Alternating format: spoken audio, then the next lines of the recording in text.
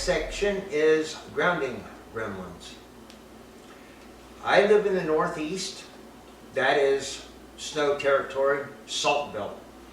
And vehicles start rusting out when they're 3 and 4 years old because of what they spray on the roads. And rusting is oxidation. Your grounding connections on the firewall, fender well, whatever, are going to get, oxidized as well over time.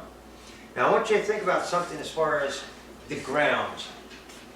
We drive computerized vehicles. Even if you have something that's legally registerable as an antique, chances are it's fuel injected. And the fuel injection system is run by a computer. Now you have battery ground to engine ground, to fender well ground, to firewall ground, and all of your sensors should be referencing a common ground. Let's start with the most sensitive sensor on the vehicle, the oxygen sensor. It puts out a 0 to 1 volt signal. It'll go higher than that, but its normal range is 0 to a volt. A change in just a few millivolts will tell the computer it's too rich or it's too lean. So it's a very sensitive signal. And if it has a poor ground, what are those millivolts in reference to? TPS, air temp sensor, crank sensor. All of those inputs are referencing a common ground when everything is functioning properly. There was a Cadillac Escalade, which is big SUV, and it was not shifting properly. It was coughing and bucking. The gauge cluster had gone berserk, and well, it had 300,000 miles on it, and it was a Wisconsin vehicle, so it had a lot of rust on it, and the guy just thought it had hit his last leg, but unfortunately he was on a business trip in Florida, and he needed to get back home to Wisconsin. So he asked me to take a look at it. He said, I'm sure you're not going to fix it, but can you at least patch it over so I can get it home? And I popped the hood and I went back, and there's normally a braided metal ground strap that goes from the back of the engine block to the firewall.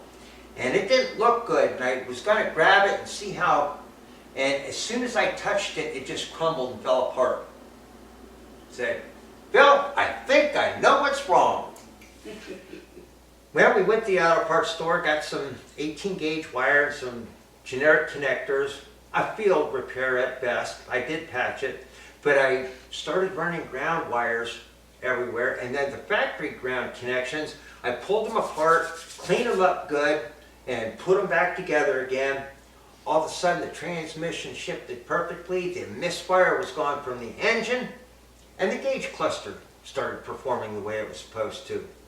Grounds are uber critical, and the first thing I look for, if there's an issue, and I got a car that throws a throttle position sensor code, yeah, TPS, I'll do a sweep test, and unless it hiccups, I'm on to looking at grounds.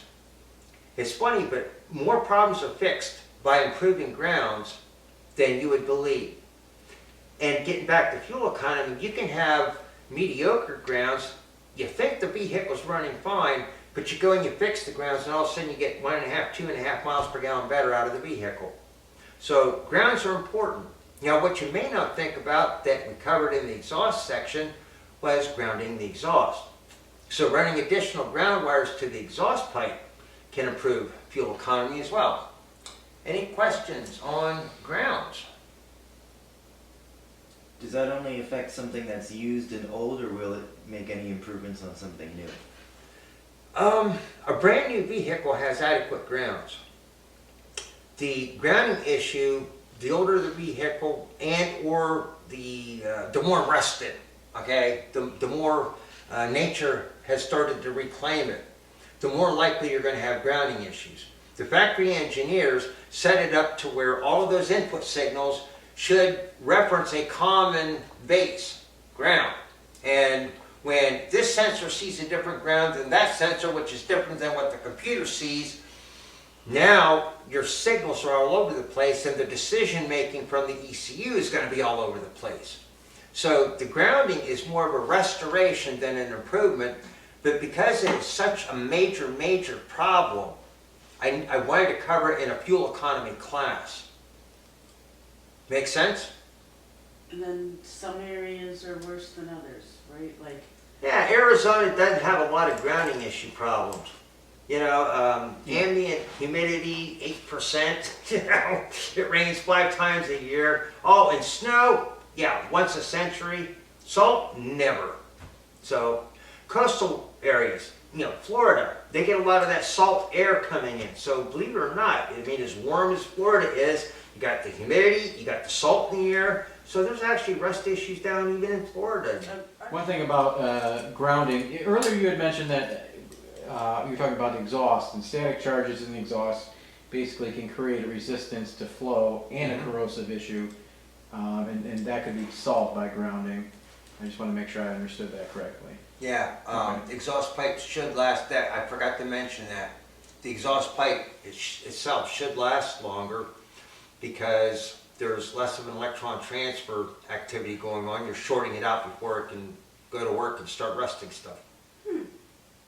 Look at a lot of vehicles, from the exhaust manifold to the last part of the catalyst system, everything is at least 409 stainless steel, at least, if not 304. Once you get past the catalyst, it's kind of a hodgepodge. Yeah. At best, it'll be 409 stainless. At worst, it's just aluminized steel. Or mild steel.